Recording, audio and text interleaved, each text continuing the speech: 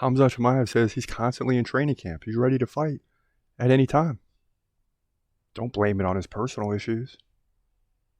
But he's ready to fight at any time. He sends a message to UFC Management and Dana White. We got this topic and Fight Night Picks next. Broadcasting live from an undisclosed location. This is The Community MMA with your host, Chris Cross. Khamzat Chimaev. Dana White privilege. Khamzat Chimaev. Everybody's upset. Christopher, then you know what? Then maybe that you got a problem. You got a problem. You got a problem. What up? This is your boy Chris Cross checking in. This is The Community MMA. So you remember at UFC 288, the post-fight press conference, Dana White kind of said Khamzat's dealing, for lack of better words, with personal problems, personal issues. Khamzat Chimaev finally responds and says, no, I'm ready to go. I'm constantly in training camp. The UFC always says we offer 3 fights a year. But who are they offering? Right? If Khamzat's not fighting, who are they offering to fight Khamzat? That's my question. I mean, the guy beats the number 3 in the world, and then they offer him Nate Diaz, not even ranked. Who cares? Who cares? So now he's doing the dirty work for the UFC.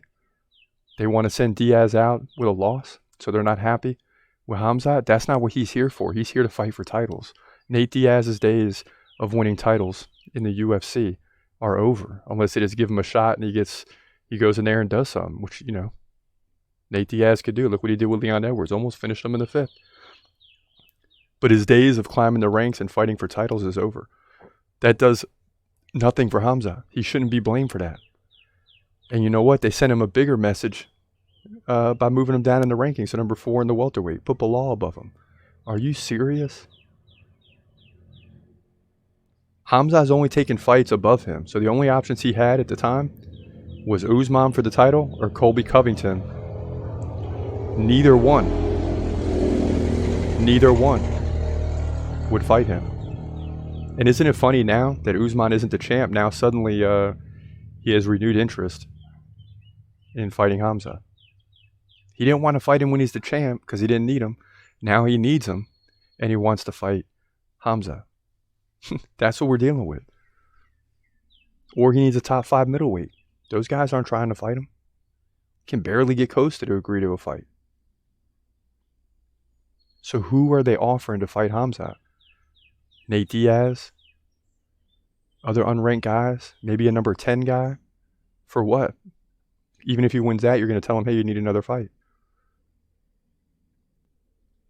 And now because he missed weight in a fight that he really didn't care about, in a fight that he was doing the work of the UFC, now he's going to be blamed and not given a good fight, right? You know, they're giving him fights he obviously doesn't want to take. And yeah, we want to see him fight, but we also got to be patient and be like, listen, Khamzat is the real deal. We need to support him and say, hey, yeah, you don't need to fight someone that makes no sense because it's just going to waste time. And yeah, we're wasting time now. But look what we're doing. We're talking about him. The fans are getting upset. The fans will turn on the UFC on this one topic. They will. Because there's a lot of people that believe he could be the champion, and there's a lot of people think he's going to lose. So everybody is tuning in for this one. Everybody's upset. You're either going to be happy or upset. I think those that don't like Khamzat are going to be upset when he wins, for sure. They're going to be upset when he wins. Khamzat Chimaev. But we need a fight that makes sense. Maybe they put Bilal ahead of him. Maybe he'll fight Bilal. You know, you see how this works. And then what? He beats Bilal to get back to the same spot he was already in. I mean, it's just, you know, he's running circles. O'Malley got a win against a top-ranked opponent, and guess what? They say he can fight for the title anytime he wants. And O'Malley don't want to do it. But I guess, tell you what, Khamzat will do it. So there's a lot of, you see what's going on here? There's a lot of talking from the fighter side, from UFC management side, And it's all smoke and mirrors, and you don't know what's true and what's not. What is true is the UFC does have to offer him 3 fights. Those 3 fights could be against guys that aren't even currently in the UFC. There's no stipulation on what 3 fights. They just have to offer 3 fights. And one of those is going to be the fight they want you to take. And if you don't take it, you're going to get 2 other ones that you don't want. And now you're out for a year. And that's kind of what's going on with Khamzat. But I'm on team Khamzat Chimaev. And if he wants to hold out and wait, then so be it. And eventually he's going to get a top-ranked fighter because the UFC is going to need this guy to fight. The UFC is losing big time here. It wasn't too long ago, Dana White said, we got more views on this face-off than ever before. That's what Khamzat brings to the table. So how long can they wait? Not a long time. Now, we'll circle back to this topic as we always do, but we got a lot to get into because this Saturday night, we're going to kick this thing off right with the main event. Well, not even Saturday night, Saturday. Kicking off at like noon. This thing will be over by like 5. UFC Charlotte, North Carolina, aka UFC Fight Night. 2 heavyweights, Jairzinho, Rozenstruik, and Jailton, Almeida, who's a rising guy. But Rozenstruik is good too. So let's get into it. It's going to be a tough prediction. In the heavyweight division at UFC Fight Night, aka UFC Charlotte, it's your main event. Jairzinho Rozenstruik takes on Jailton Almeida. Rozenstruik, a heavy underdog, comes in at 13-4. Almeida, the Brazilian, 18-2. He's 1 inch taller, is 6'3". He's also 4 years younger than Jairzinho Rozenstruik. He's got a 1 inch reach advantage, 79-78, no big deal. Both guys fight right-handed. Almeida, more active. Pride-wise, the favorite. 4.2 significant strikes per minute to 3 for Rozenstruik over 5 rounds. That's like a 25 significant strike difference. He also lands a lot of takedowns, like 2 per round. So he clearly wants to go in for those takedowns. But Rozenstruik, 75% takedown defense. And as we get into these guys' previous fights, they beat fighters who they're supposed to, and they lose to big-time fighters. Rozenstruik lost to Volkov, Curtis Blades, Cyril Gane, Francis Ngannou. So, big-time fighters. He beats who he's supposed to beat, though. Almeida, on the other hand, in the UFC so far, undefeated at 5-0. He's got a couple losses against good fighters outside of the UFC. But since entering the UFC, and especially in the heavyweight division, looking good at 5-0 with a KO in his last fight over Shamil Abdurakhimov. He also beat Anton Turkal by submission, Parker Porter submission, Danilo Marquez KO, and a submission over Nasruddinov. So a submission there. So 5-0, all finishes. And this is a tough fight to predict because you got the KO power at any time by Rozenstruik. He seems to be getting better as time goes on. Right after that Ngannou loss, I thought he'd be in trouble. 22-second loss back in the day, a few years back, has been good since then. But Jailton Almeida has taken the UFC by storm. 5-0, 5 finishes, and that's why I think he's going to win this fight. I see him continue to move up. Now, he's given up 30 pounds to Rozenstruik. That could always be a problem. But he's used to that in every fight. The guy's fast, active, can land takedowns. He's going to be a problem for Rozenstruik unless Rozenstruik catches him. I don't think he will. Almeida wins his fight, likely by KO or submission, one of the two. It should be a finish. He'll move to 19-2. And the sky's the limit for this guy here in the heavyweight division at UFC Fight Night.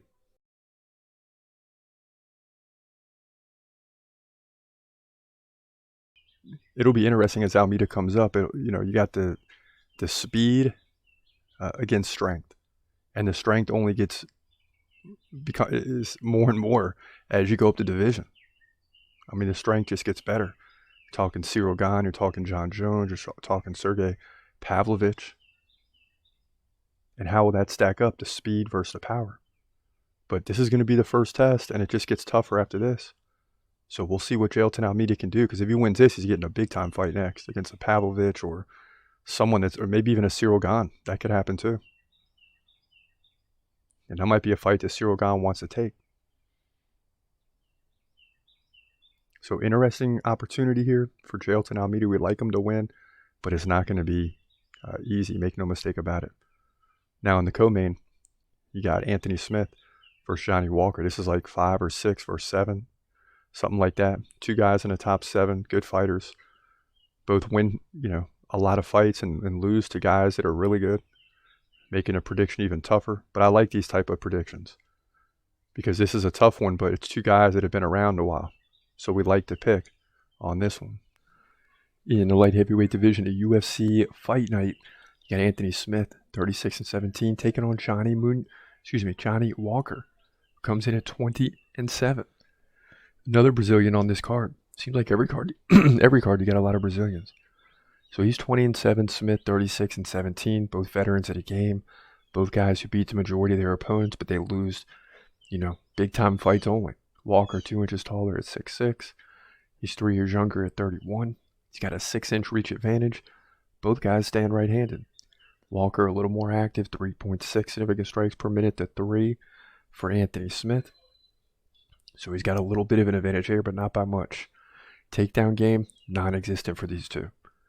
So who has Anthony Smith lost to? Magomed Ankalaev, awesome. Alexander Rakic, decision, good fighter. Glover Teixeira, very good fighter, KO. Now he did beat Ryan Spann, Jimmy Crute, Devin Clark. Guys he's supposed to beat. Johnny Walker beats Paul Craig, Ian Cutelaba, Ryan Spann. But he loses to Jamal Hill, the current champion. Thiago Santos, very good back in 2021. Nikita Krylov, good fighter by decision. Corey Anderson, good fighter by KO. So it's a highly, highly interesting fight. Hard to predict which way it goes, but I'm going to lean with Anthony Smith here. And this is a 50-50 toss-up fight, so tough prediction. But I like Anthony Smith. I mean, they're both kind of in the same category, and you wonder how Anthony Smith can win all these fights with less than 3 significant strikes per minute and no ground game, really. But he does. And he's done it over a long career. Yeah, he's got a lot of losses, but he's got the experience. And I think that goes a long way here. He beats Johnny Walker by decision to be the 37-17 on significant strikes. I think he's going to be closer to 4 per minute. That'll lead him to be slightly more active than Walker, who will have a tough time in this fight. Also, Anthony Smith will get him in the clinch, pin him against the fence, slow him down to get to victory. Light heavyweight division, UFC Fight Night. Not an easy one. Not an easy one because Johnny Walker is good, man. Other than like 1 or 2 knockouts in a row that I saw where he looked really sloppy. And when he took a punch, I mean, it was not good. I'm not so sure Anthony Smith is going to bring that to the table. But Anthony Smith is just a better all-around fighter who does have the capability of finishing you too. So that's where it'll be interesting. A big finish will be huge for Anthony Smith in terms of turning the corner back up towards higher contenders, whom he's lost to a lot of them that are above him. So interesting fight for both guys. Both guys are looking to win, move up, or maintain their spot if you're Anthony Smith, but move up in terms of your next fight. That's what's on the line here. In fight 3, I mean, this is going to be really good. Ian Garry, a rising guy, takes on a solid contender in Daniel Rodriguez. Or a solid fighter, I should say. But Ian Garry is rising. He is rising. And he reminds me of a Conor McGregor. He really does. Just where they're from and all that, but the way he talks. So check this out. Daniel Rodriguez versus Ian Garry. In the welterweight division at UFC, a Fight Night, you got a good one here. Daniel Rodriguez, a.k.a. D-Rod, the American, coming in 17-3. Taking on Ian Garry. Young guy, 25 years old, undefeated from Ireland.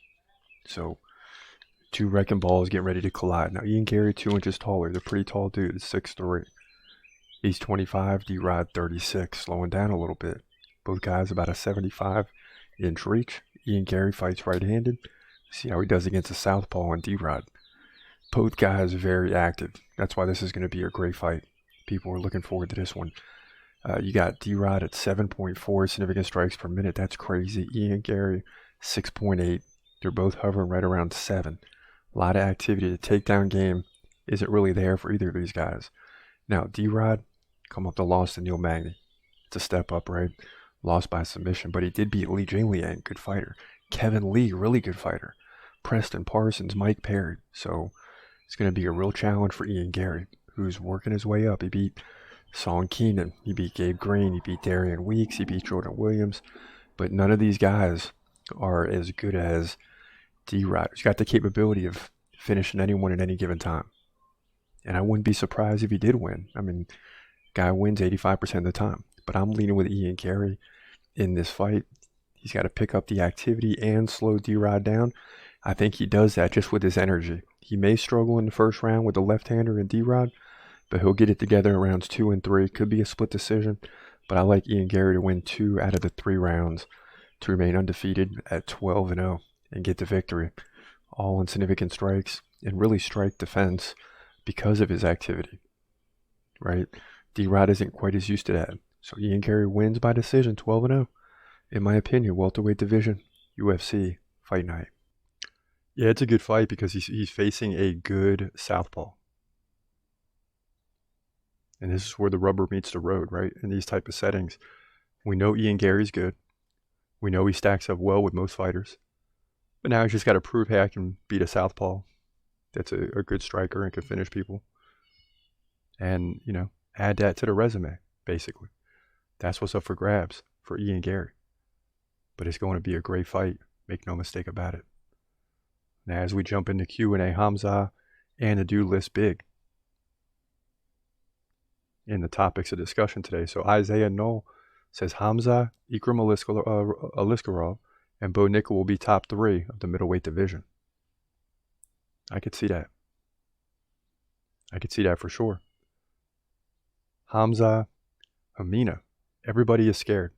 I never heard someone calling out everybody out or calling everybody out all at once. He is my favorite fighter. Can't wait to see him fight. Thanks for the video and the support of our brother. Yes.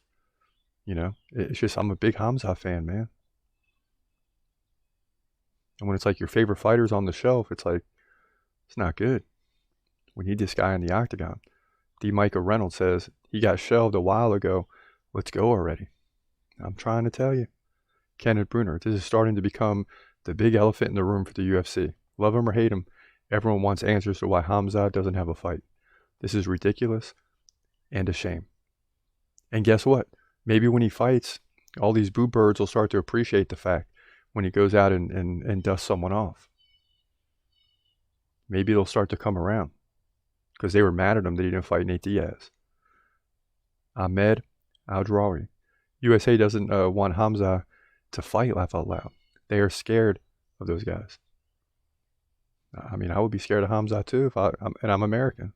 So, I get it. EP man, Dana White, busy promoting Power Slap. He forgotten about Khamzat and then try to blame him.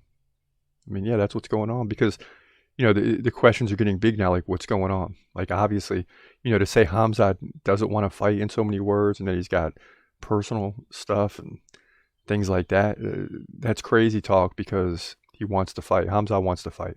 I don't believe it for a minute. And maybe I'm wrong. And if I am, I'll stand corrected later, but I believe Khamzat wants to fight. Fearless says, how is Khamzat number 1? He haven't even fought in ages. Talking about the dude list.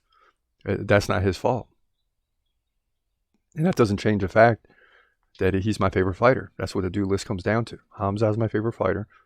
No questions asked. You got Colby up there. You got John Jones. You got Islam Makhachev. You got to put Aljamain Sterling. I got to put Aljamain Sterling in the top 5 because I told you he would win the belt, and he did. And when I told you he would win the belt, Henry Cejudo was a champ. So, hey, justified. Night King, brother, I love you. After posting the Ikram Aliskerov KO over Phil Hawes. Much love right back at you. So that's what's going on in the Q&A. People are always going to be fired up to see Khamzat fight. And when he doesn't fight, people are going to be upset, including myself. And it is what it is. I'm just speaking for the people. And I feel comfortable in saying that because the people want to see Khamzat fight. And people is all encompassing. That means everybody wants to see him fight. Like Bruner said, I believe it was Bruner, love him or hate him, they want to see him fight. No doubt about it. But for now, listen, that's going to do it. This your boy Chris Cross. Hope you have a great day. And God bless, as always. Peace.